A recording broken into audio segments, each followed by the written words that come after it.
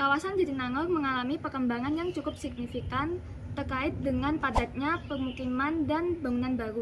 Namun, hal tersebut tidak diimbangi oleh ketersediaan area resapan tanah yang cukup memadai, sehingga memberikan dampak yang cukup signifikan terkait dengan kualitas sanitasi air bersih yang ada di sekitar daerah Jatinangor.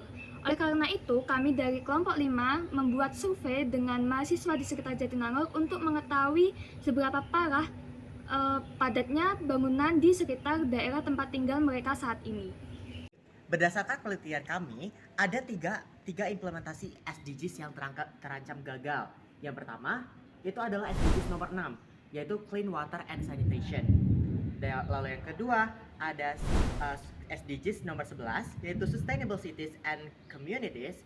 Dan 15 adalah Life on Land. Nah, mengapa yang nomor 6, SDGs nomor 6 itu terkait dengan sanitasi yang kami analisis? Karena menurut kami bahwa sanitasi air di Jatinangor masih tergolong dalam kategori buruk. Lalu yang ke-11 itu adalah Sustainable Cities and Communities. Mengapa? Karena pada SDGs nomor 11 ini kita bisa melihat sendiri bahwa kerapatan bangunan yang ada di Jatinangor itu sudah semakin parah dan juga mengimplikasikan dari SDGs nomor 6 ini. Lalu dari SDGs nomor 6 dan SDGs nomor 11 akan berdampak pada SDGs nomor 15 yang akan mengakibatkan bencana seperti banjir maupun sanitasi yang buruk, sehingga orang-orang yang berada di daerah ini kesulitan untuk mendapatkan akses air bersih. Berdasarkan hasil survei yang telah kami lakukan, 43% mahasiswa merasa kondisi bangunan tempat mereka tinggal biasa dan 10% merasa bahwa kondisi bangunan tempat mereka tinggal itu buruk. Serta, lebih dari 50% responden meyakini bahwa kondisi bangunan tempat mereka tinggal mempengaruhi kualitas air bersih. Tata letak bangunan memiliki peran yang sangat penting dalam menjaga kualitas dan sanitasi air bersih, karena hal ini memengaruhi aliran air, penyebaran polutan, dan juga kemampuan resapan tanah di suatu wilayah. Jika bangunan disusun terlalu padat atau tidak mengikuti kaidah perencanaan ruang yang baik, maka beberapa masalah dapat timbul. Yang pertama, air tidak dapat mengalir dan menyerap secara baik.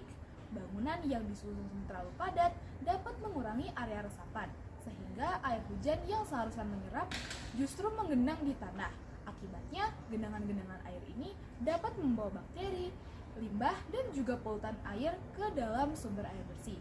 Yang kedua, sistem drainase menjadi tidak optimal.